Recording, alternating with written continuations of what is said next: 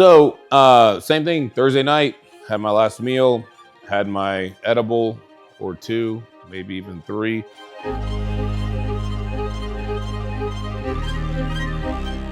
And I passed out. I think I slept for probably 11 hours, woke up feeling so rejuvenated, much needed rest.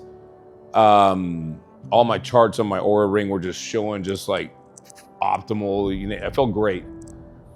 And same thing, Friday, we woke up, believe I went to the gym that morning and just did a light pump workout, went back home, and then we actually jumped in the sauna for 15 minutes, did some posing, and then from there, went home and same situation.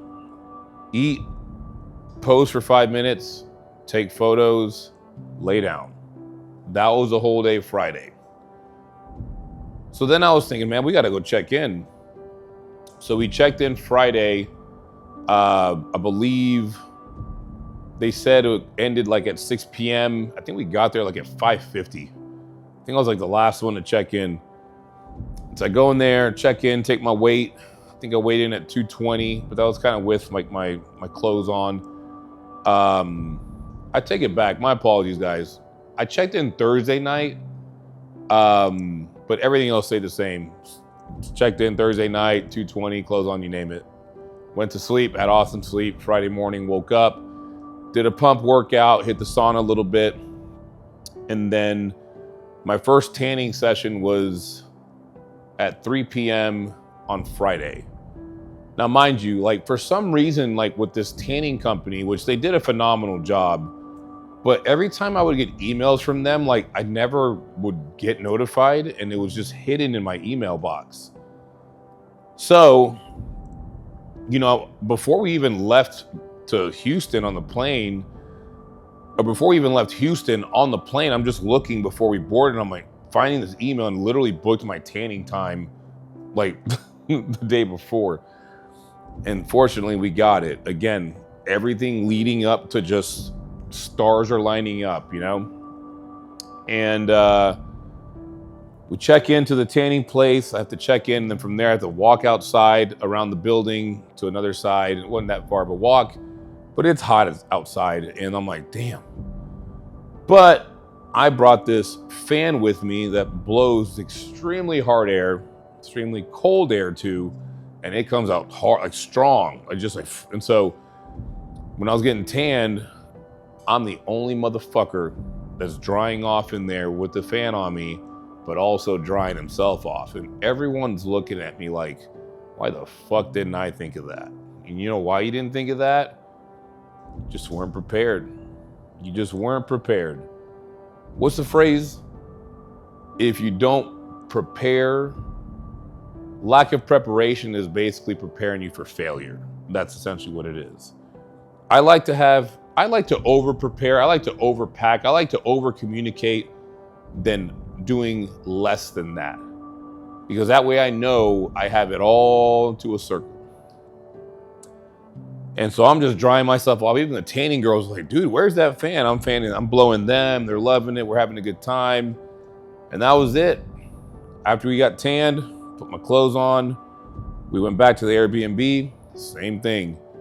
Coach is like, I need you to sleep as much as you can. Man, my first tanning appointment's at 5:30. I'll try my best. Sure enough, I did. Took those gummies, passed out, woke up feeling really good. And then we went to go get our spray tan for the second and third coat. After that, went back to the Airbnb, and then we ended up just getting ready for prejudging. All right, so now we're at prejudging. We're backstage. A lot of people back there, a lot of big guys, a lot of great physiques. And again, when I'm backstage at a bodybuilding show, I just try to keep my blinders on. I try not to look at everyone.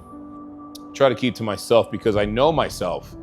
And I know the more I look around and observe people, the more I get in my head. My posing coach, Kenny, thank God for him. He was there going back and forth, just kind of giving me some reassurance, pulled me aside, asked me to do some poses for him. He liked what he saw. Again, I couldn't see myself, so I'm like, all right, I'm gonna take him for his word. And that was it. Now, if you guys ever done a bodybuilding show, they call you out by categories. 9 times out of 10, in fact, probably 10 times out of 10, they call you out to get ready to get oiled up and start pumping up, or at least oiled up way before you're actually going to go on stage. So we did that, and I was probably standing up backstage waiting to go up for probably at least an hour. And in my head, I'm thinking, why did they call us so soon?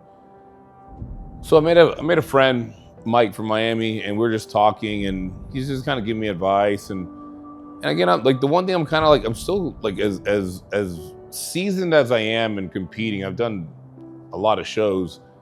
You still get a little bit of nerves. You know what I mean? It's human nature. And so I was like, man, when should we warm up? When should we pump up? He's like, don't worry about it. Like, you see those guys are going to be forever. They're going to be there like a while. Don't worry about it yet. And it's funny because I'm seeing all these guys backstage just eating rice cakes and peanut butter and honey. They're just bringing them down. Just, I got to fill up. And I'm just watching them. And some of these guys that are like eating a bunch of rice cakes and food back there, I'm looking at them and I'm like, from what I can see, they don't look super conditioned. So in my opinion, as a coach, I'm thinking, why are you eating so much backstage? You know, and in my opinion, you should already have so much carbs in your body from leading up to it. You have enough stored glycogen that really those rice cakes before you step on stage, it's kind of overkill. You know, you might spill over. And so my coach was like, don't eat a lot, just kind of graze a little bit on rice cakes or Rice Krispie treats. Sip a little bit of water here and there, but don't overdo it because we want those abs to be tight. You got to be super dry. You name it. So they finally call us up. They're like, Masters 35 and up, go up there, get glazed. So we get glazed. As I mentioned before, we're just like standing up for like probably an hour waiting. And I'm still talking to Mike. I'm like, man, when should I warm up? He's like, don't do it just yet. My posing coach, Kenny, comes back there. He goes, don't warm up just yet. I'll tell you when. I said, okay. And this other guy who, like, this expediter back there, I don't know him from Tom. I've never met him in my life. Older gentleman. He comes up to me. He goes, you see those guys over there warming up and pumping up so much? They're doing that because they're not in shape. He looks at me up and down, you're in shape. You're probably one of the most in shape people back here. So there's no reason for you to warm up right now. Until you get to that line, when they line you up, then you warm up. Never in my life, in a local show, a national show, has an expediter told me that. And the fact that he told me that, it kind of made me feel really good. You know, it's almost like some just affirmation, you know, just like, okay, wow, I don't see myself. I'm just seeing everyone else. And so we go back there. Posing coach Kenny comes by and sees me. He goes, hey, don't overkill the warm-up. Just get a good pump or whatever. And so be it. So I do that and we're good to go. So then I'm just like, they call everyone out. I believe there was 11 of us in our class. Out of the 11 people in the 35 and up, there was only, I believe, 4 of them that were actually 35 and up. The rest of them were 40 and up that were doing 2 categories. I don't want to say the word double dipping, but at the same time, it's like, you know, oh, if I was 40 years old and, you know, didn't place well or got second place at 40 and up, I would try the 35 and up to see if I could win first.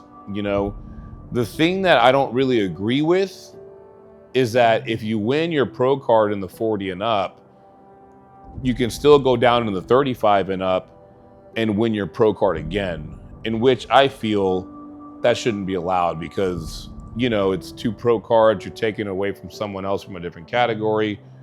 But that's just my opinion. And, you know, those are the rules. That's how the policy is now. And so be it, you know? So, and they're moving quick.